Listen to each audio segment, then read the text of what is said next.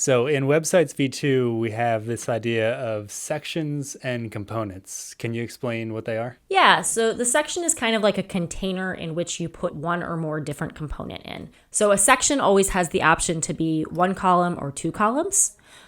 You cannot change that option within the same section. So if you have a one column, portion of your website and then a two column, those will be two separate sections.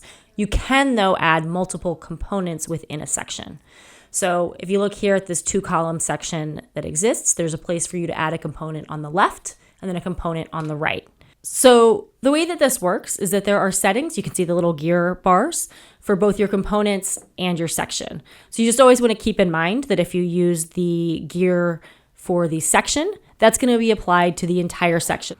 If you just use the gear by the component, those settings are going to apply only to that little block. So one setting that is really interesting on the section settings is that section URL. So this is useful because you can set something there like packet pickup, and then you can link actually to that particular point on that page. So if you're sending out an email and you want to link people not just to the page that the information's on, but directly to where the information is, that gives you a separate link right to where that is. So you also have the ability here to hide this section on your page, or you can publish it at a later date and time. So there's two layout options for your sections. They can be either restricted width, that's the default, and it'll keep it at a specific size within each type of browser, or you can make it full width, so it expands across the whole page. So this here is full width, and this here is the restricted width. So if you choose to do a restricted width size on your website, you also have a few other style options that come along with that. You do have the ability then to add padding. You can change the height of the section. And what this does is it uses a dynamic minimum height for your section, so it scales up on a larger screen.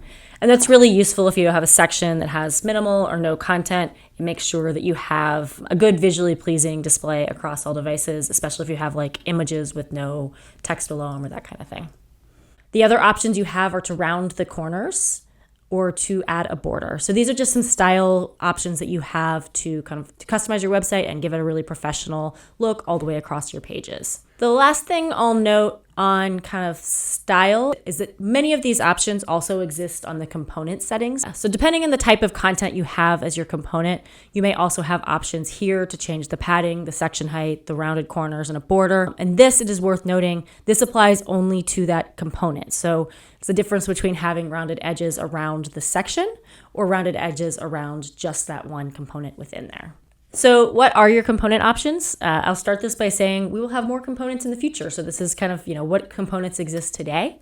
But there are two different places that you can add components, either from a single column section or a two column section. And it's worth noting that not all components are available in a two column format. So if you don't see a component available here that you know exists, it may be that you are, in a two column format and you need to use that type of component in a single column.